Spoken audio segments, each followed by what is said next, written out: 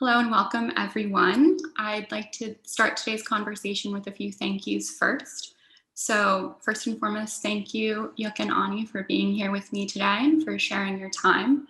I'd also like to thank Dominic and everyone at Stark White Gallery in Auckland who helped to make this exhibition possible, as well as Johnny and Rebecca, the other two artists included in this exhibition, who I'll be speaking with later this week. And lastly, I would like to thank Brian Butler for giving me the opportunity to lead today's conversation, as well as everyone who's come out to see the show. It's been really lovely getting to see the response and living with all of your work for the past few weeks. So now for the introduction bit, which I'm going to read for.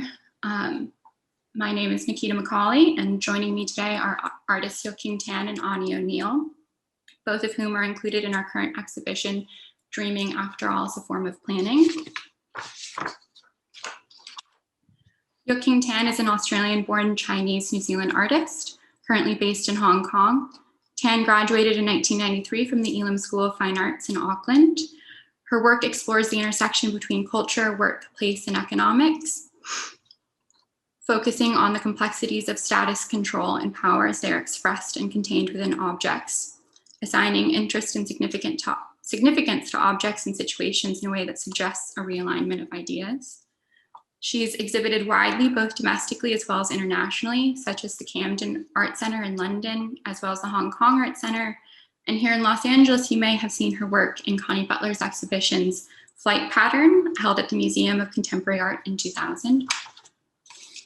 She's held residencies in New Plymouth, Queensland, Sydney, and London, among others, and has participated in international biennials and triennials in Queensland, Auckland, and Sao Paulo.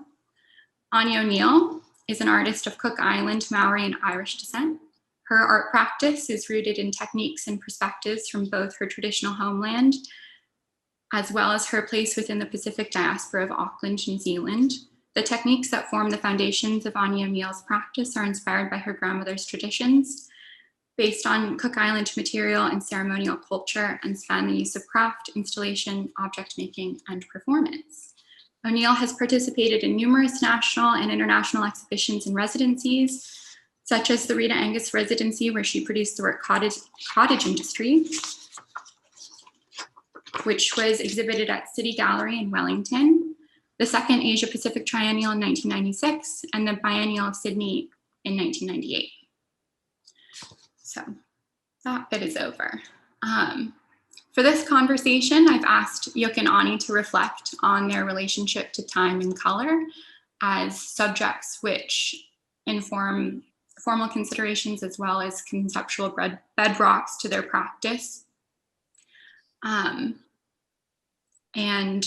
I wanted to start this talk, really, we have the framework of time and color, but as I was thinking about this work and how I wanted to get started, I remembered this quote that I had read in Ursula Le Guin's essay, The Carrier Bag Theory of Fiction.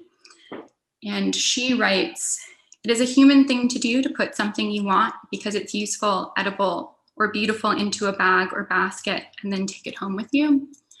And I thought this was a nice entry point into the conversation because it speaks to a sort of reverence for objects and materials, which I think you both share an affinity for, and which speak to how these items communicate across spans of time and distance, the things that sort of invisibly or universally hold humans together in some sort of connection.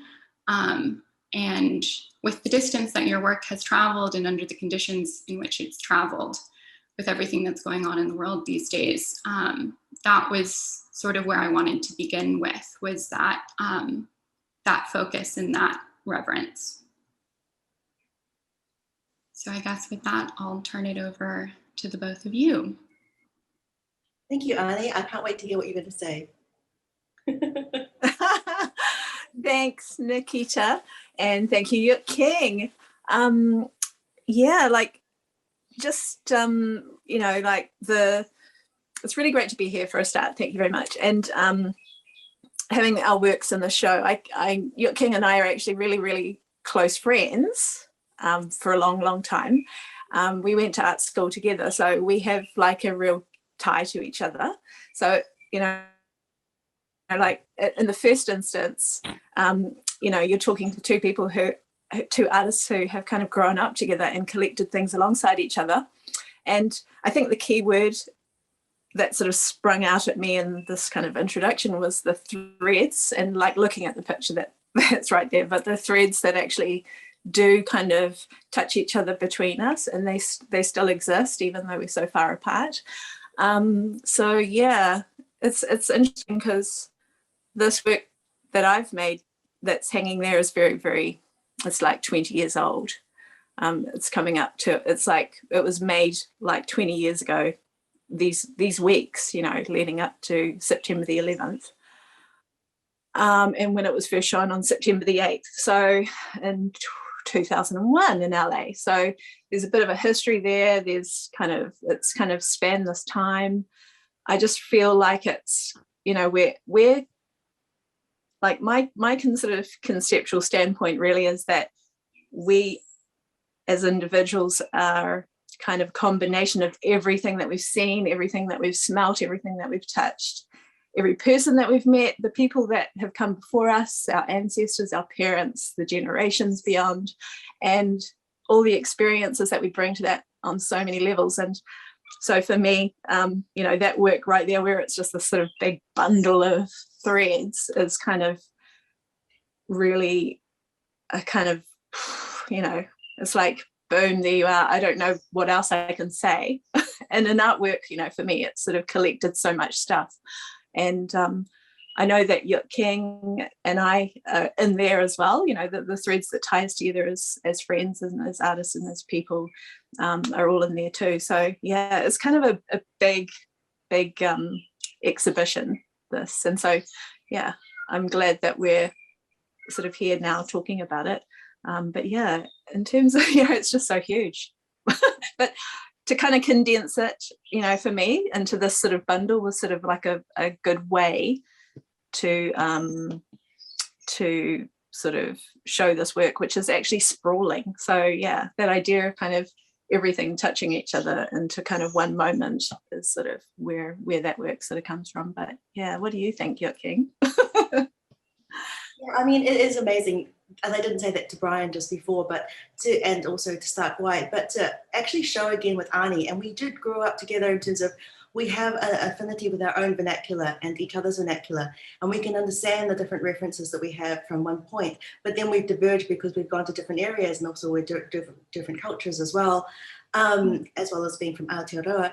But it's amazing to see that there is, after a long time, we used to show together all the time, but it's been probably like 10 years since we've had an exhibition. So as a reunion and as such, and as seeing the works tied together virtually, because I haven't seen the show, but I can almost see the trajectory that Ani is going through, and I can see also the kind of sisterhood or this relationship that we have towards each other's work, and that's quite powerful. And that's really satisfying.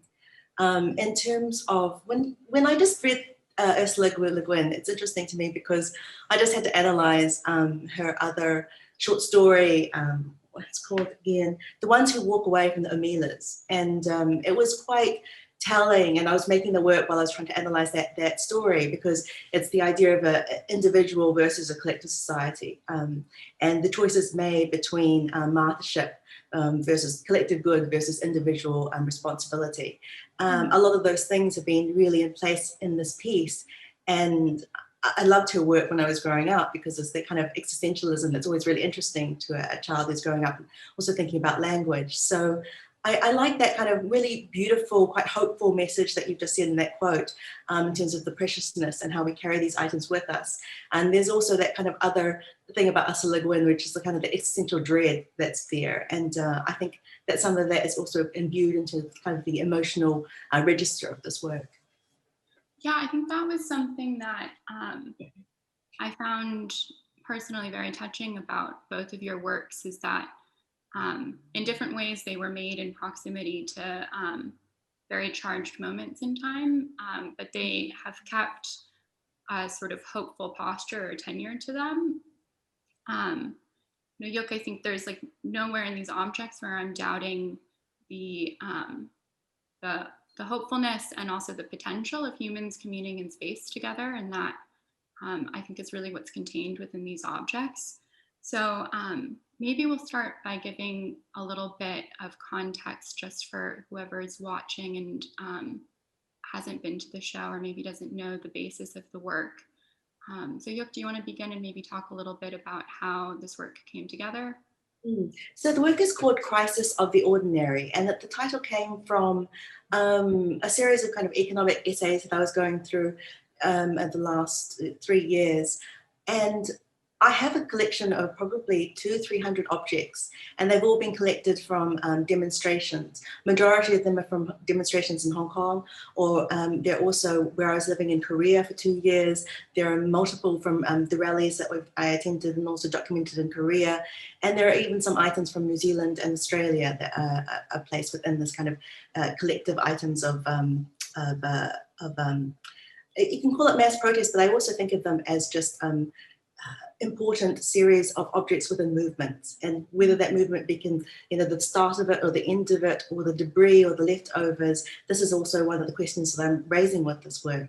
And when you had that kind of category of time, it was interesting to me to think about where do I situate these works within their timeline. But the more hopeful sort of set is that by placing them found objects within art context, I give them an alternate timeline. And that's the kind of more idealistic way I would like to kind of present these works. On the other hand, because they are the discarded debris of demonstrations, of mass rallies, of important elements of someone's determination against or resistance against another authority, they can be seen as archived, museological, almost entombed totems that don't have the same resonance they had because these things have been lost, or if these things have been in some way decharged from their highly susceptible and highly emotive demonstrations and rallies that they're from. But I've definitely chosen things that resonated, that are both quotidian, everyday, but also have obvious ties to certain elements of movement and travel. So you can see drones, you can see discarded cameras that probably still have their film inside it. You can see posters that have been made into like makeshift loudspeakers, and even discarded loudspeakers. These are all things that I've been living with for the last 6 years. And it's been amazing to have an opportunity to rethink them with my own process. I think the notion of the archive is something that I would like to talk about more as well. Something that really struck me about this installation and this body of work is that, especially in the last year with the amount, well, the last few years, but being here in Los Angeles during the protests last June, the idea of recording a political moment in time in a way that exists outside of a spectacular vernacular. So, these don't have the kind of spectacle-driven sort of, what's the word I'm searching for, alienation that news imagery can have. And it's kind of choosing a different way of recording what an individual's presence is in that context and how we then can think about it afterwards, because they become objects that then travel, and someone here in Los Angeles now is sitting with a bottle that held water that was keeping someone hydrated in Hong Kong as they were, as you say, operating in resistance to something, but also acting in hope for a better situation or a better context. And I think that push and pull is really the charge of the work. And Ani, your work also engages with the archive, and literally that this work is an archive. It's an artifact of your time here in Los Angeles. And if I have it correct, you actually were making the work as you were first here 20 years ago. Yeah. So in that way, it's Yes. also a record of your experience. Yeah, it really is. It's like it's recording in kind of a diary form, like the day-to-day happenings that were leading up to the exhibition. So I was there with my friend Gwyneth Porter, and I had decided, before the exhibition, that I would make the work on the way to the exhibition. And so yeah, basically it really is like a kind of a diary of the places we went, you know, the kind of the fun things we went and saw. We did a lot of sightseeing. We traveled to San Francisco. We went on a bit of a you know, a drive. We had a car. We visited people, and I would basically be recording the events of the day, the highlights really, of our working holiday, where I was making this work to then install the night before the exhibition at the Lord Morey Gallery in Chinatown in LA. So yeah, it's a direct archive. And then yeah, I mean, the events leading up to it were all very fun. We went to Disneyland. We had such a great time. It was like, woohoo, you know, this was my first major trip overseas on a sort of a bit of a holiday, like you know, a Kiwi OE, you know, overseas experience we call them. And then and it was super fun, and the exhibition was amazing. The install was incredible. I really enjoyed it. You know, like everything was kind of light and party and just like good times. And then 3 days later, after the exhibition opened, we woke up to like banging on the door from our neighbor saying, watch the TV, it's, you know, look at the TV, you know, you won't believe what's happened. And, you know, we were watching the Twin Towers on fire, and then seeing, you know, another plane go straight into one, like live on TV. And we, you know, Gwen and I were basically thinking, oh my God, it's the end of the world. You know, this is like a movie. This is the story of two young people going to America, having a great time, and then all of a sudden they're in this end of the world movie. So holy shit, it was kind of absolutely mental. It changed the world forever. And yeah, it was kind of, that's, you know, I ended up getting that work sent back to me in a box, and it just basically stayed in the box. It was so kind of charged for me. So when this opportunity to show that work again came through with Brian's gallery, it was kind of like, whoa, what's the date? This is a sign. It's meant to kind of come out of the box. I've always thought one day I would show this work again, and here we are. So, you know, there was no way I was going to be able to show it in the way that I'd shown it, with all this kind of like light through it and running across the museum, the room, you know, around the ceiling and around the walls, and like, you know, like a map. And I just thought, no, I just have to kind of like bundle this up and put it up on the wall. So yeah, it holds a lot of energy. How was that experience going, like handling it as you rewound it? Because that would have been touching the whole piece, wasn't it? Yeah, the journey. Mm-hmm. Yeah. I made that little video, which is just a time lapse of me winding it. It took actually quite a long time and it made my arm sore, and it was like too bulky to handle, and I had to kind of pull it off this wool winder anyway. But it was actually really amazing, because running it through my fingers, I remembered like the different things. I was like, oh, this is when we were in the car eating snacks with, you know, spray cheese, you know, and kind of having kind of fun with the radio.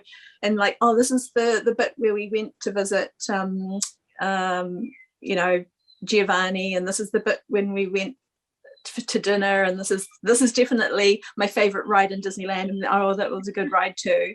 And, you know, there's all these kind of like moments, and yeah, they're all incredibly happy moments, right up until the point where at the very end there's actually a little cassette, a little roll of cassette. And it's interesting, King, that you're saying that in one of your things you've got a video potentially still in there. But, you know, and one of the last things I found, which I found in the street, was a little fluttering bit of, you know, like a cassette tape that had just obviously been thrown into the gutter and out the window, but it was sort of fluttering there, and I thought, wow, that's beautiful, I'm going to add this in as the final piece to this work.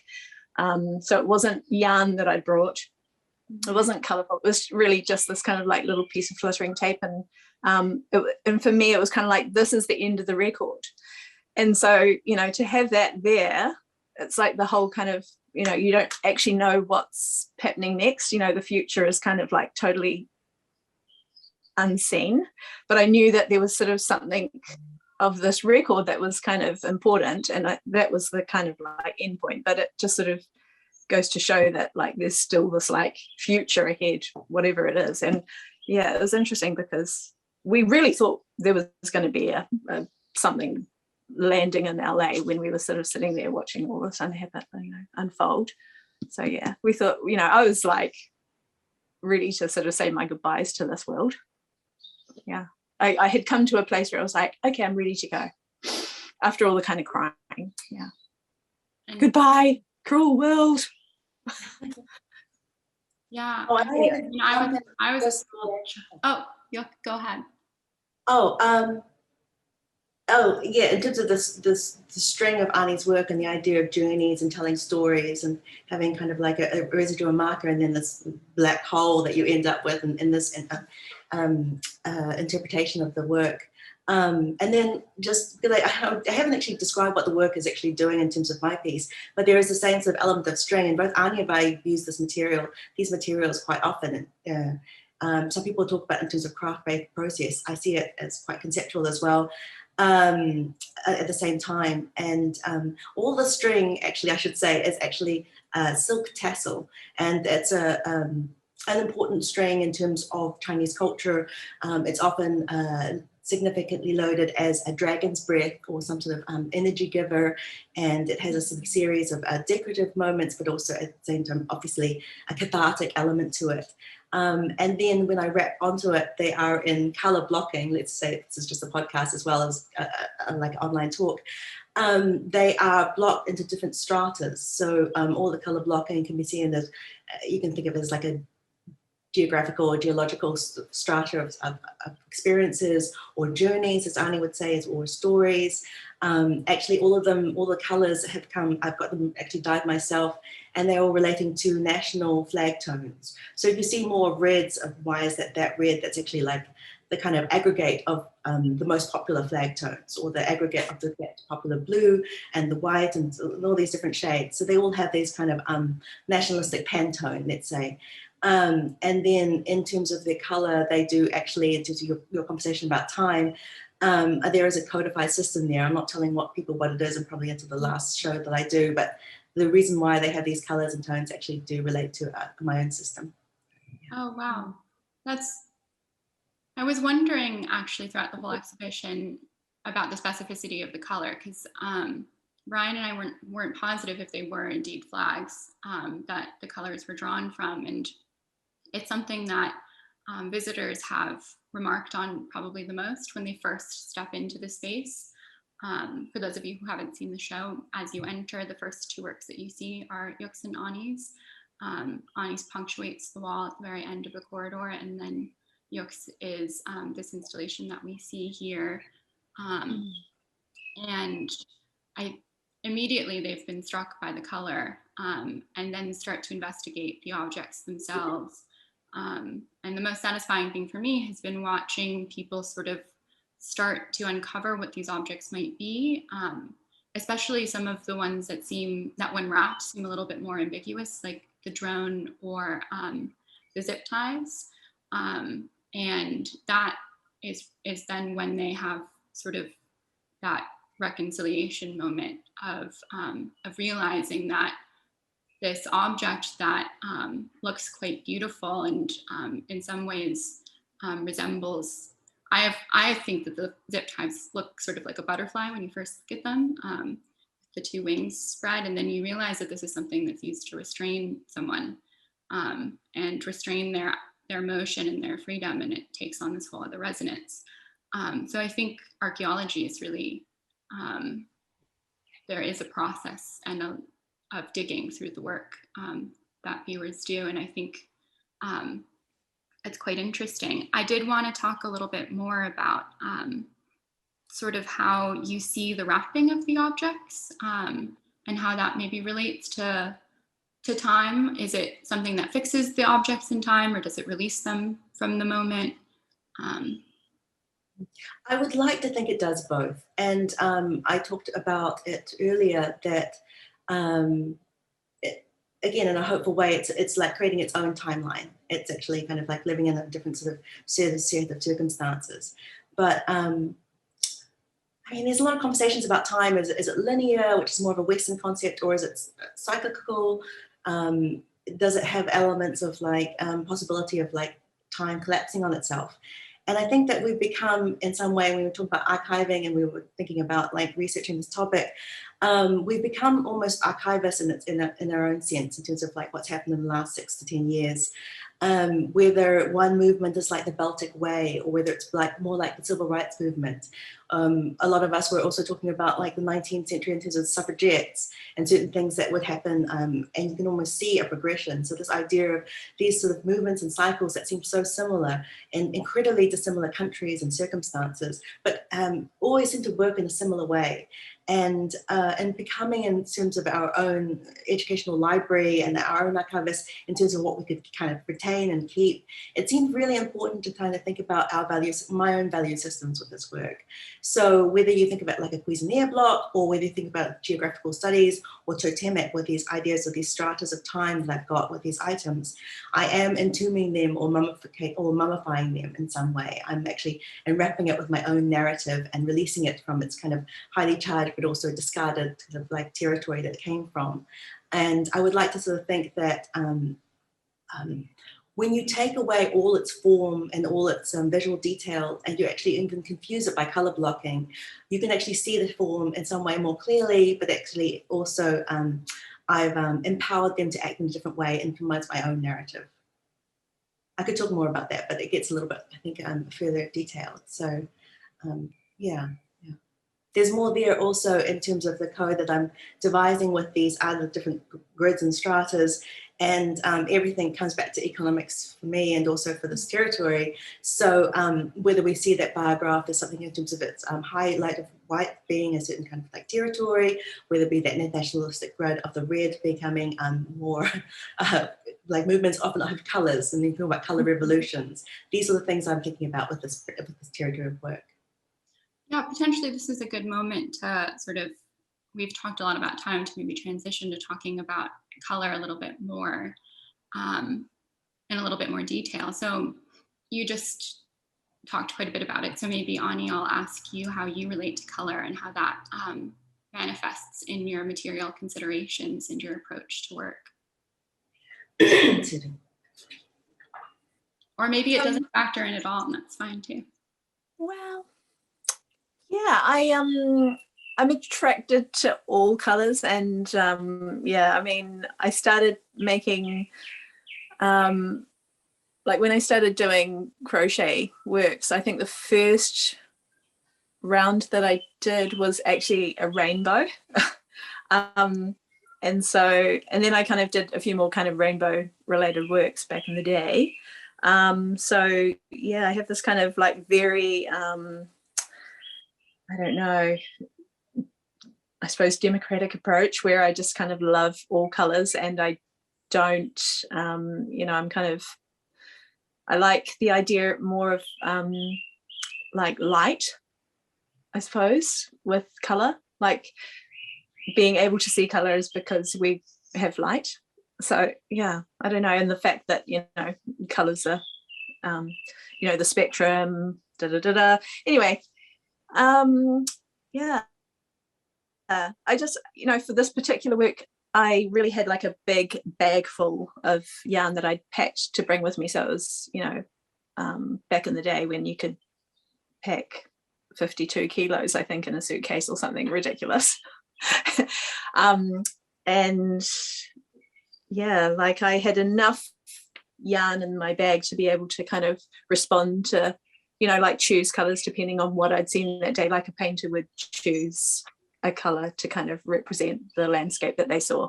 So there's a lot of bright color in there, and that was mostly at the end with Disneyland, just saying.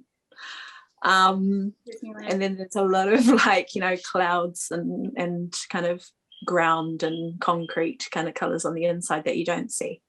But yeah, I think it was really, you know, I think, yeah, I'm just really kind of looking at color in this work as it sort of comes to me, as it hits my eye, and as I would be able to remember certain particular things that sort of the kind of time that really are details in the story.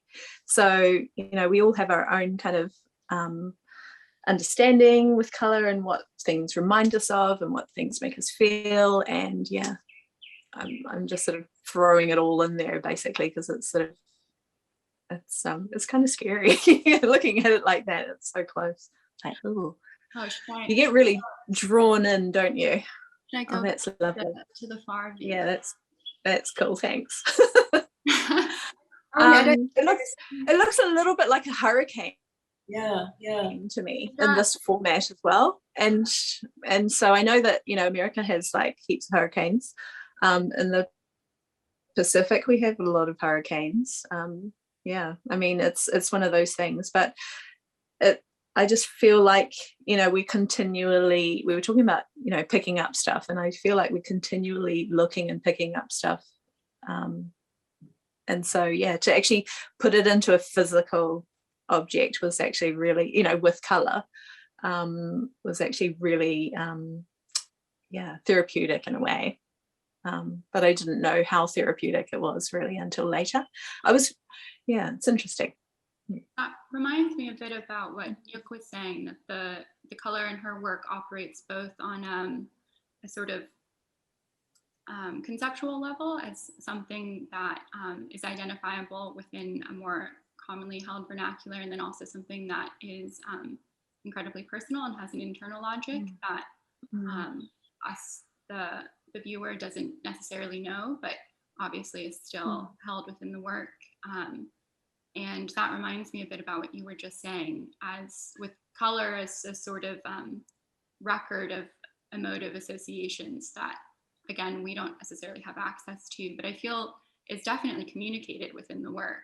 I think it does just sort of exude this kind of joy or enthusiastic engagement, and so I think that comes across.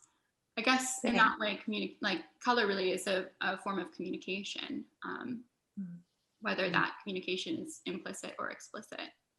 I think Ani is like, I've actually seen, maybe not so much in this work, but your other works, you're actually like more of a color theorist.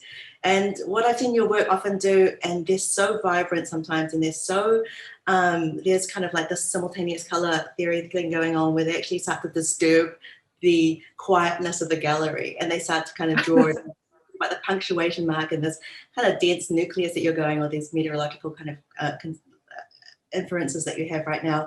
There is something really interesting that you do with color that I don't, maybe it's because of working so much with like craft and Pacific Island, like color symbology on there, or maybe not, or maybe it's just how you disturb it by thinking about kind of subconsciously about color theory. Well, I think disturbing is actually a really great word, because I remember thinking that I really love contrast, and I love how some colors, just the clash of colors, but they're just so beautiful together when they do that. And you know, like when people actually put colors together that you would not expect, like in Te Vai Vai, you know, making, which is the Pacific quilt making we do in the Cook Islands, Te Vai Vai color combinations that you see, you know, you would just never think that would be a good combination, but somebody does it, and it's, you know, it's like it's a painstaking craft, and it's taken a long time, and they've put these things together, and you go, whoa, that's amazing. I would never have chosen those colors. And you know, it's kind of really personal, it's really specific. So it's actually a necessity as well. So I kind of like that as well, where actually you're using stuff that you have. So sometimes that, because you've done that, it creates something completely new that you didn't know that you could do or would want, but you're kind of forced into it. So, and then I like forcing people to sort of see colors that they wouldn't see. You know, that they wouldn't consider. that there is kind of like a hierarchy of colors with people, even though they don't realize it. And that when confronted, they either kind of go, oh yeah, well, I've seen something new. This is really interesting. It's made me feel different. I didn't know could feel that way. Or they kind of go, oh my God, I've just realized I hate being in a room full of color. And, you know, so I kind of really like disturbing that with the, you know, with color and in a kind of a fun and playful way. Yeah, it's great fun.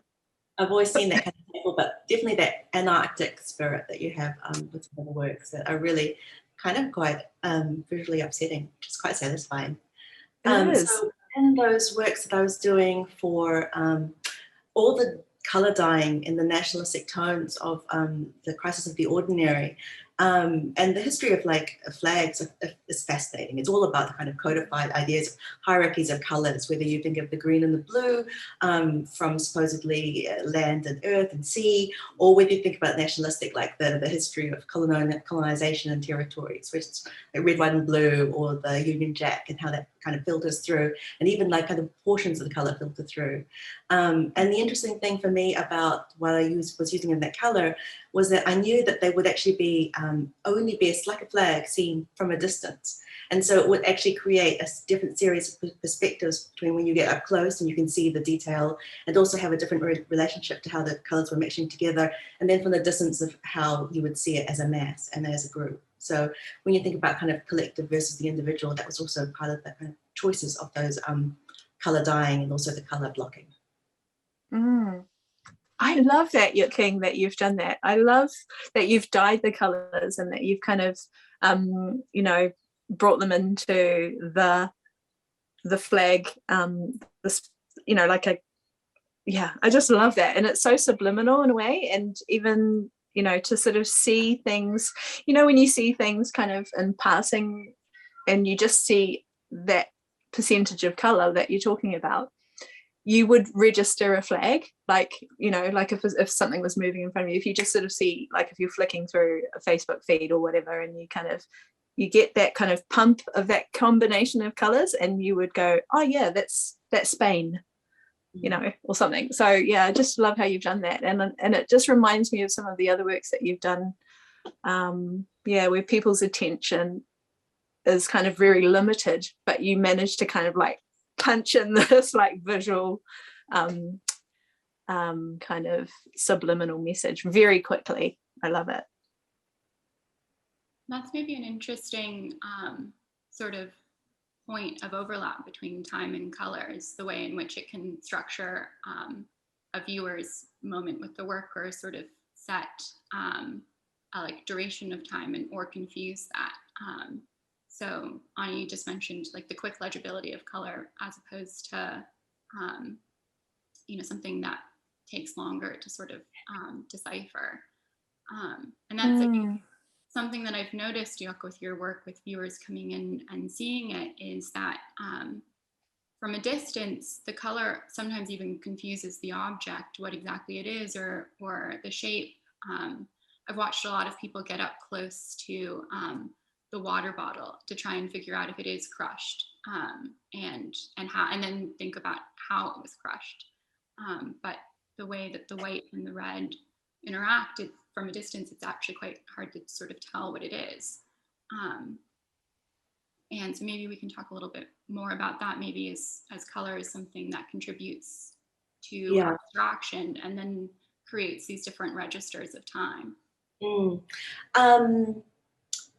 I guess abstraction is, when we think about it now, it's really hard to think about abstraction now. It's quite a Western, and it's also, it feels very strange to talk about it in terms of work, though, that has a kind of renaissance right now in terms of kind of a popularity of contemporary painting.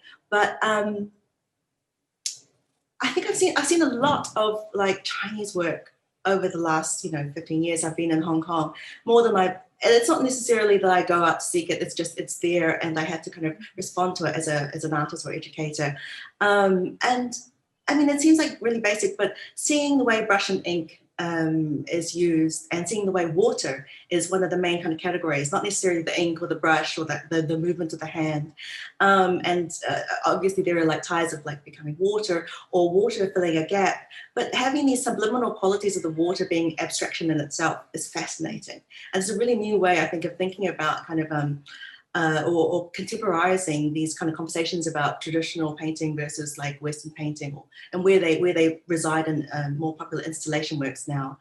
And when I think about like the brush and ink in terms of the Rorschach effect of like how the water and the ink were relating, it doesn't necessarily lend itself to this work, but there are elements of that within the kind of the conceptual process, the beginning conceptual process. So something like a water bottle, when you can think about art and objecthood and profound object, but what it contained, how it sustained, how it nourished it, how it's now perhaps dry, how it's been crushed in the aeroplane from its own, you know, the travel that it's gone through, because they do change within the kind of air pressure, even of the gallery. That is incredibly satisfying to me. And it's both good conceptually and metaphorically.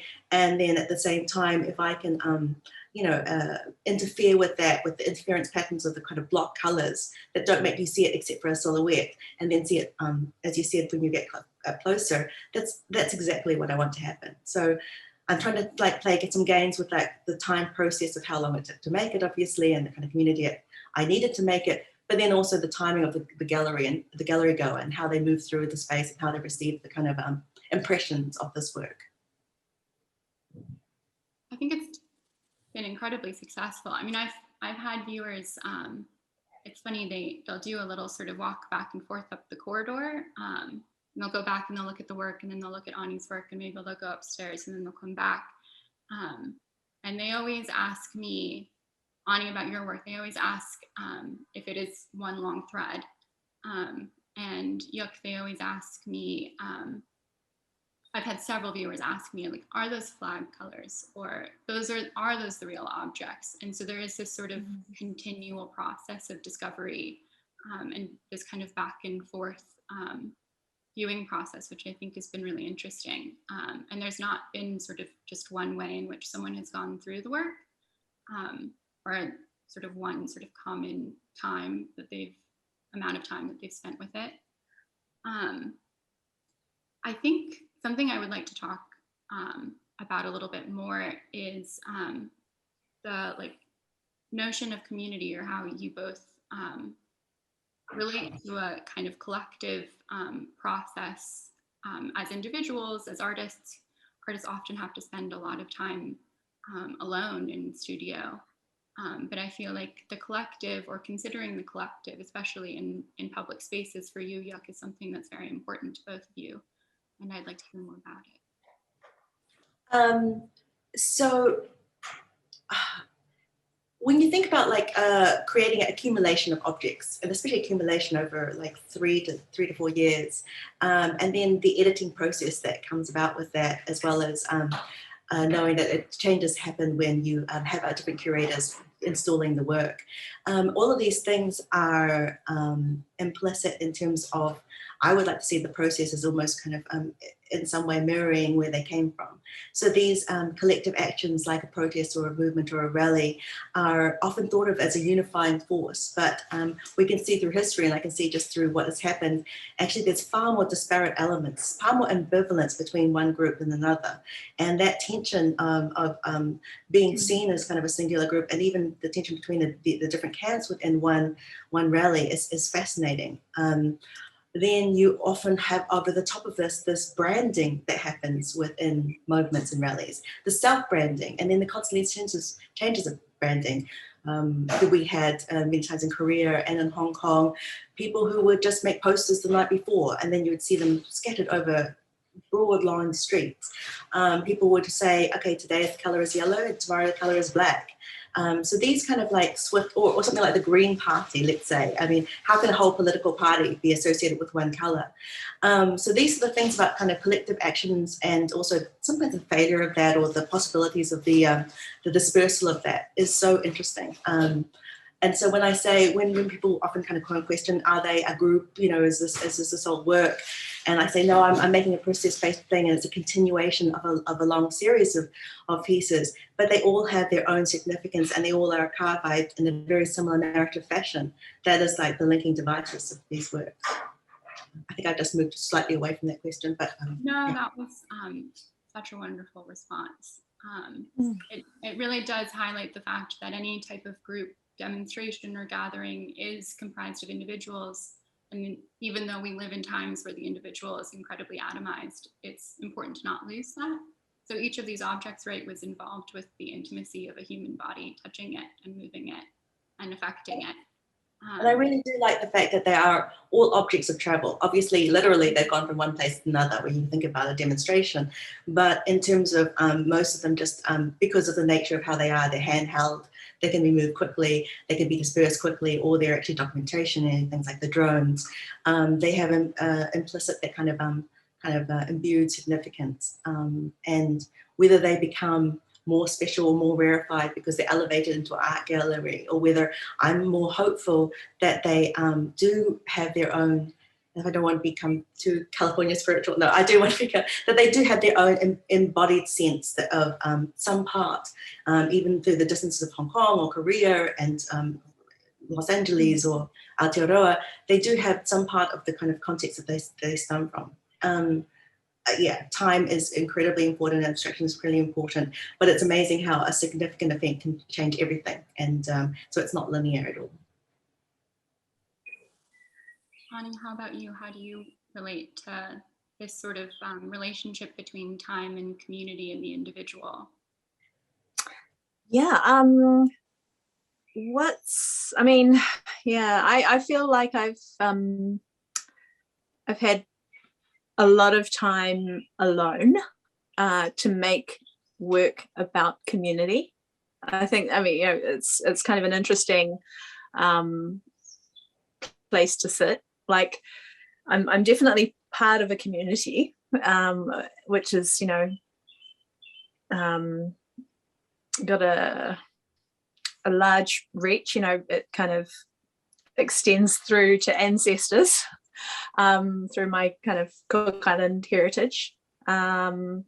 We tap into it a lot with my friends and sisters, the Pacific Sisters. Then, there's the immediate kind of like family that you have around you. And then you're kind of, I don't know about you, King, but you are sort of always aware of personally being kind of a representative of your place.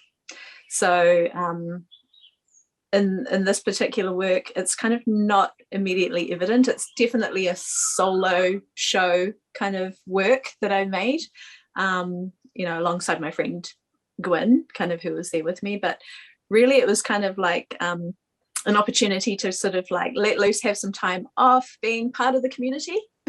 And but actually not, like, because for me there's this continual thread that sort of runs through everything I do anyway. So it's a really interesting kind of place to be, where you're sort of like a solo artist who's attached to this like long history of experience and expectation and responsibility. So I think that's why that sort of idea of the thread and the kind of it's like an umbilical cord in a way that's never kind of going to be severed, even though you are, as humans, you're chopped, but that we are still kind of connected somehow spiritually to each other anyway. And then also having to operate within these different structuring principles that sort of enforce themselves on us, whether we want them to or not. Yoke was sort of talking about that in like the Western ideology around abstraction and how that asserts its authority or narrative, regardless of how it functions in other practices and other histories, which are just as equally as long. And I think that sort of goes to something that you were just saying too about the idea of having to be a representative for a place. Because that's something that's a little bit outside of or different from being embodied or situated in a place. I think that's maybe an important distinction to draw, especially when thinking about both of your work and the fact that it's traveled, right? It's spanned this trans-Pacific relationship, which is the relationship that takes kind of a backseat to the transatlantic relationship, especially in the art world. Yeah, it's, I mean, abstraction is so interesting. It's so loaded in that way. And whether you think about conceptual art also being as loaded from having kind of like the different theorists that come from a certain place, or whether it could be more open-ended. And I think a lot about that in terms of course, the Art Basel and being a now a multinational thing, and also seeing it and being part of it in Hong Kong, and it's and in some way helping its growth just by being a participant. Then what do we? I think the privilege of an artist to say, I don't represent a group, or I am an only individual, or my work can sit alone without a structure, and it's something that definitely. I would not say as a conceptual art or installation-based artist, it doesn't have any resonance, and it's also, I think, a fallacy. And then I think there's a certain kind of intellectual laziness that happens when things can be only categorized. And certainly I and the other artists in the show, I would say as well, we work really hard to read every kind of category of book and things, because seeing is like, if you are sort of a diaspora, thinking of if these titles even relevant, like the center versus the kind of periphery, which we all really dislike, because this is not how globalization has actually worked, whatever that kind of weird experiment it is.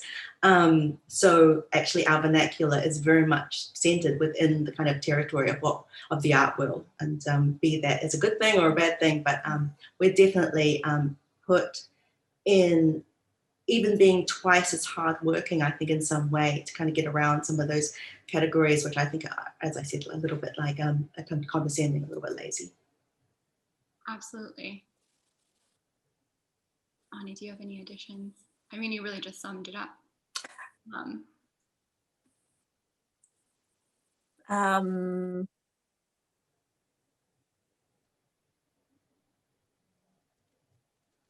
I don't know. We can cut that bit. No, you really just did hit the nail on the head with that one. It's hard to follow that up. Yeah. Well, we've been going for quite some time now, so maybe we can just have a few sort of closing thoughts, or how you guys are feeling about the show. I know you weren't able to come see it, which maybe that's something we can talk about, is the conditions right now that are making this talk what it is, or just any thank yous. It's been an incredible experience to have this show going on, and I think in some way if we could doom scroll through our social media timeline, it gets really hard to see how things kind of can work, but and this is again perhaps the title of the exhibition. It's important to sort of see that art can actually have an important relevance and currency. And it's incredible that our work that's come from quite similar areas, though we have this very similar background, all of the artists involved can sit together in a show in Los Angeles, and in a pandemic have still people coming to see it, and have still people thinking about our long-term process and projects within these pieces. That is, I have a lot of gratitude for that. Thank you, Gallery, and also for Stark White and the other artists. Yeah, I just absolutely agree with what Yuk King just said. And yeah, it's amazing. It's amazing. I kind of did a little bit of writing for something this week about the show, and I just kind of, it's kind of like a celebration, a party almost of our works being together, and it seems incredibly privileged to have an audience in the flesh come and visit this space. So, I'm incredibly grateful, like Yuk King is, that this can happen. And, the timing of it as well, for me, being 20 years after I've made that work initially, it just feels like a huge, I don't know, starting again in a way.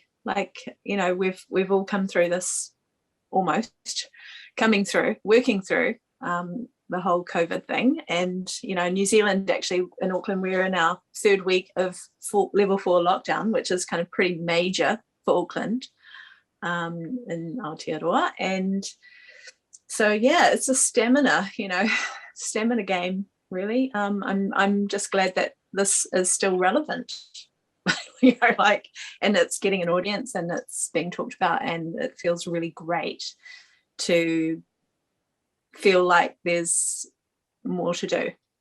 So, yeah. And I Thank want you. to add in, I always want to add in that we brought up a thing in terms of our conversations previously in our correspondence. What do I want this work to have from the exhibition of the gallery as it kind of winds up? And it's an incredibly important series to me. And it's interesting when I think about things that are cyclical, that crisis of the ordinary, and even the title of it from a kind of economic theory. And it's much like the pandemic. I mean, we're talking about what's happening right now. These things are actually ordinary. These things are actually things we've prepared for or planned for or people have known about. For us individually, they're significant, and they're significant, you know, shape changes in our world. And this work as a kind of mutation of something really important to me and incredibly valuable, I think, as a resource, if you think about it like as an archive of a certain time. And I would like to sort of think of a time of a further time, but that this work does sit in this one space and have its own sort of like resonance with America going through a pandemic, but also going through a couple of different elections and its own kind of like different circumstances. So I wanted to have, again, like not mirroring, perhaps just like a reflection in some way, that there are similarities in our circumstances. Absolutely. And I think that was sort of something that Brian and I were really looking to get across in actually the titling of this show, is that, right, these things are things that we share, and there is this looking towards the future and planning and how artworks can be situated in that. But then there's also a consideration of the past and your present, and how you're asked to, through giving your attention and your time to these objects, rethink maybe what some of your perceptions or your behaviors are, or what beliefs you hold about the world. And so I think that was a really like lovely sentiment to be a part of and to see unfold over the last few weeks. You know, this show was one of my first real things coming out of quarantine, and especially in the first few weeks of the exhibition, we had people coming in and, you know, saying this was the first time that they were seeing work in person in months. And I think just overall, that was something that was really captured and held in these works. And yeah, just really, really great to be a part of. So I guess that wraps up. Well, it's tonight for me, and it's bright and early in the morning for Yuk, and the afternoon for Ani. So we're all ourselves in different time zones right now. But thank you for spending your time with me and having this conversation. We are in our own different timelines, and it's kind of incredible to know that we are in different zones of thought, and also of like, what is it? The actual day, no, I'm not going to say it. I was going to think about something kind of Greek in terms of like age, but I'm not going to put that down there. Morning, night, afternoon. We are time traveling. We are in days. It's September 1st for me and September 2nd for the both of you. Okay, well, I guess I'll end the recording now. Thank you, Nikita, so much. It was an amazing discussion. Thank you. Thank you, guys.